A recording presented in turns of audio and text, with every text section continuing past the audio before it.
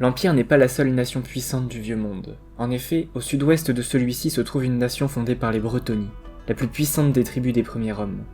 Le nom de cette nation est Bretonie, et ses puissantes armées ont su repousser d'innombrables menaces et conquérir des terres fertiles, où le peuple bretonien a pu prospérer. Du plus pauvre des paysans au plus riche des ducs, les hommes de Bretonie vénèrent la Dame du Lac, symbole de vertu et de chevalerie. Tous prêtent serment de loyauté au roi, et se rangent derrière lui pour éradiquer les menaces qui se dressent contre leur nation. Pourtant, derrière ce masque d'unicité et de prospérité se cachent de nombreuses dissensions. La Bretonie n'est pas un endroit où il fait toujours bon vivre, et a connu une histoire mouvementée depuis sa création par Gilles le Breton. Aujourd'hui, je vous propose d'explorer cette histoire, et de voir ce qui se cache derrière les vastes plaines fertiles et les grands châteaux de Bretonie. Afin de nous repérer dans le temps, je présenterai les événements ayant marqué l'histoire de la Bretonie à l'aide des dates du calendrier impérial, qui avance de 979 ans par rapport au calendrier bretonien.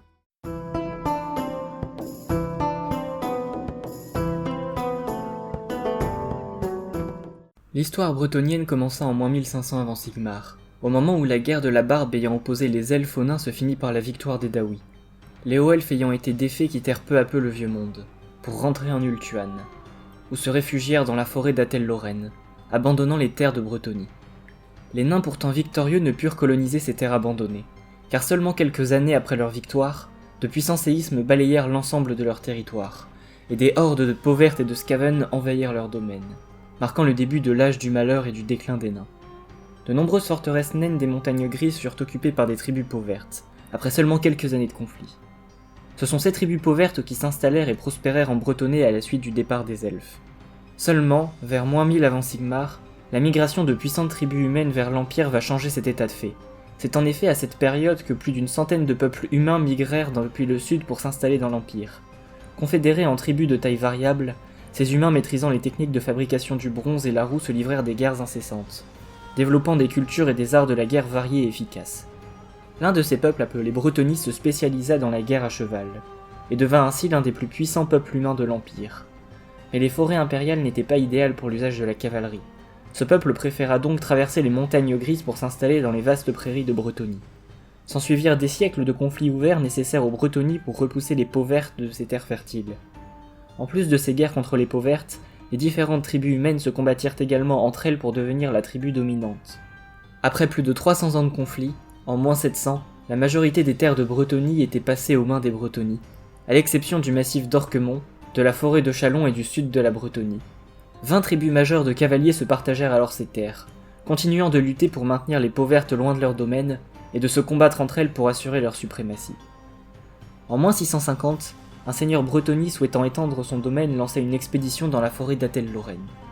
Presque aucun homme ayant franchi la lisière des bois n'en ressortit, et les rares qui revinrent étaient invariablement frappés par la démence. Les autres expéditions ne rencontrant pas plus de succès, la Lorraine devint un lieu de crainte et de magie noire dans le folklore bretonnie. Durant les années suivantes, les Bretonies se battirent entre eux pour étendre leur domaine.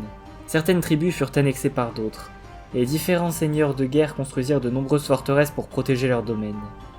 Bien que les querelles entre Bretonies soient chose répandue, un premier sentiment d'appartenance commune apparut à cette époque. En effet, lorsque les pauvertes lançaient des raids sur les territoires des Bretonies, ceux-ci stoppaient immédiatement leur querelle intestine pour repousser la menace. Ce statu quo avec les pauvertes continua jusqu'en moins 15, où un héros étranger du nom de Sigmar combattit les pauvertes de l'autre côté des montagnes grises, leur infligeant d'immenses pertes. Beaucoup de pauvertes partirent combattre Sigmar, et traversèrent les montagnes grises, abandonnant du même coup la Bretonie et relâchant la pression subie par les Bretonies. En l'an 1, Sigmar, victorieux des pauvertes, unifia l'Empire. Contrairement à la majorité des hommes qui avaient joint sa bannière, les Bretonies n'en firent rien, principalement dû à la grande distance les séparant et à la frontière naturelle que représentent les montagnes grises. Bien qu'ils entendirent parler de Sigmar, la plupart des Bretonies le considéraient comme un héros d'une tribu rivale, les ayant débarrassés d'une partie des pauvertes. Ils restèrent donc séparés de ce nouvel empire, et leur culture déjà différente de celle des peuples impériaux continua de diverger. Les années suivant la création de l'Empire furent relativement calmes en Bretonie.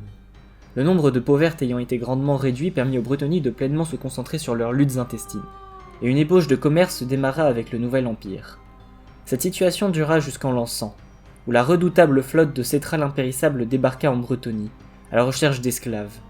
Durant une année entière, les armées de morts-vivants assiégèrent les places fortes bretoniennes, et détruisirent les armées envoyées par les différentes tribus pour les repousser. En 101, les armées de Settra finirent enfin par partir, laissant les tribus bretonnies hagards. Suite à ce raid sanglant, les bretonnies apprirent à détester les morts-vivants en plus des peaux vertes. Les siècles suivants ne virent pas beaucoup de changements, excepté le nombre de raids peaux vertes augmentant légèrement, tout en restant bien moindre qu'avant l'unification de l'Empire. Et ce que jusqu'en 577, où des peaux vertes sortirent en grand nombre du massif Orquemont en exigeant que les bretonnies leur paient des tributs. Les bretonnies refusèrent évidemment tous, et une guerre gigantesque entre les deux races débuta. Des milliers d'orques sortirent du massif Orquemont et de la forêt de Chalon, et brûlèrent de nombreux villages bretoniens. La violence des peaux vertes fut telle que 2 tribus bretonnies furent entièrement détruites.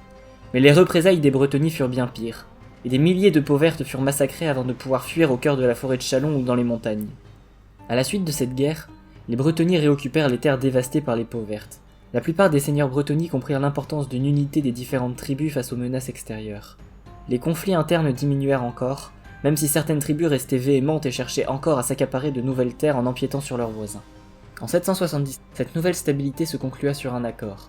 La Bretonie fut divisée en 16 régions, chacune contrôlée par l'une des grandes tribus. En théorie, les territoires des différentes tribus étaient clairement établis, mais les luttes intestines ne s'arrêtèrent pas totalement.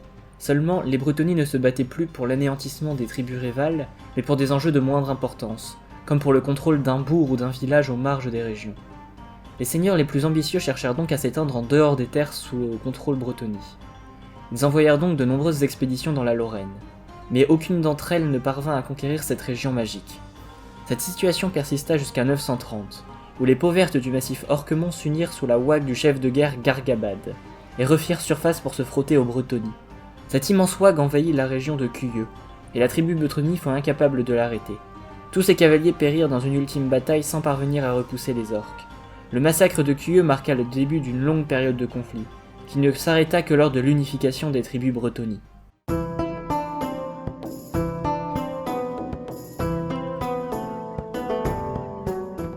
Les tribus occupant les régions de Quenelle et Brionne auraient pu prêter main forte à Cuyeux, mais elles attendirent en fait l'anéantissement de la région pour pouvoir s'étendre une fois la ouague repoussée.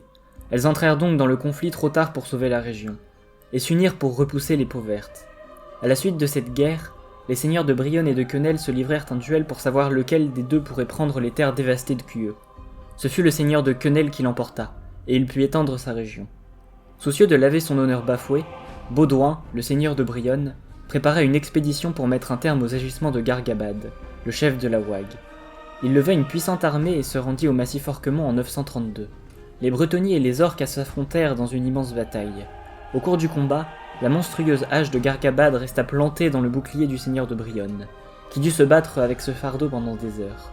En mémoire de cet exploit, ses suivants peignirent une hache sur leur bouclier, ce qui donna naissance à l'héraldique de Brionne.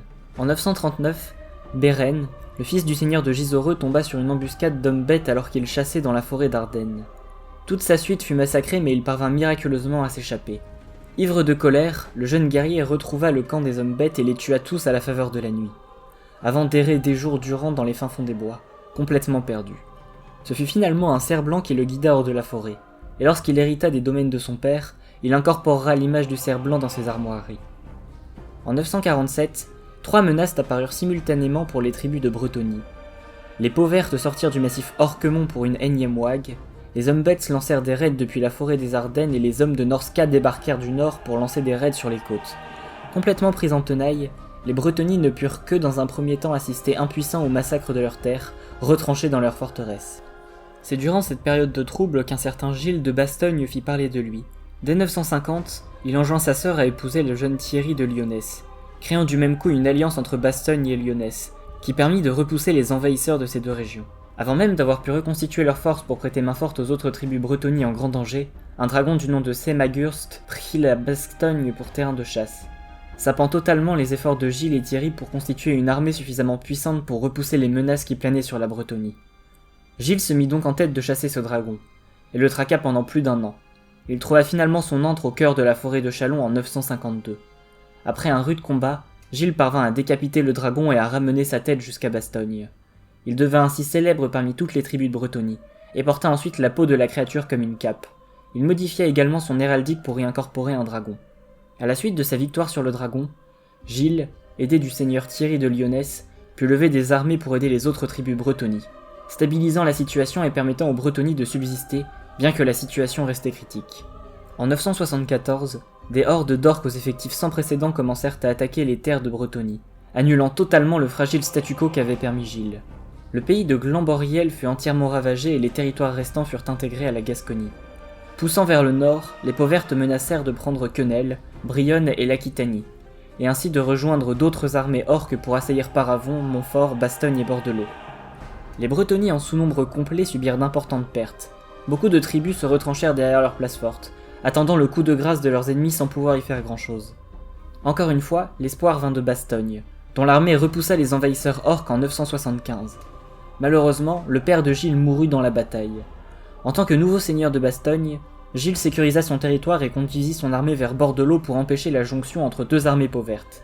Peu avant la bataille, il fut rejoint par son ami Thierry de Lyonesse, et le renommé seigneur Landouin de Moussillon, meilleur chevalier de sa génération. Les deux seigneurs avaient abandonné leurs terres et leurs gens alors que les armées orques étaient sur leur territoire, et ce dans l'unique but de rejoindre Gilles pour former une coalition représentant l'ultime espoir de Bretonie. Au début de l'an 976, alors que les cavaliers de Gilles, accompagnés de ceux de Moussillon et de Lyonesse, campaient à la lisière de la forêt de Châlons à la veille de la bataille, Gilles eut une vision de la Dame du Lac, qui lui apparut pour le bénir, ainsi que ses deux compagnons. Gilles, Landouin de Moussillon et Thierry de Lyonesse devinrent ainsi les tout premiers chevaliers du Graal. Suite à cette bénédiction, Gilles de Bastogne partit affronter les Pauvertes à Bordelot. La bataille qui se déroula à Bordelot marqua le début des 12 batailles d'unification de Gilles. Grâce à la bénédiction de la Dame, les trois seigneurs tuèrent plus de Pauvertes que tout le reste de leurs armées.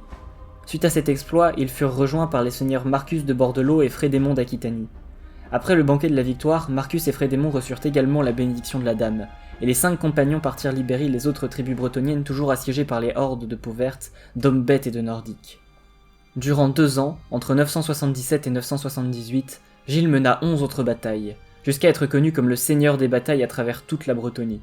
Les seigneurs de chaque tribu libérée rejoignirent Gilles, et son expédition ne connut que victoire, gloire et honneur.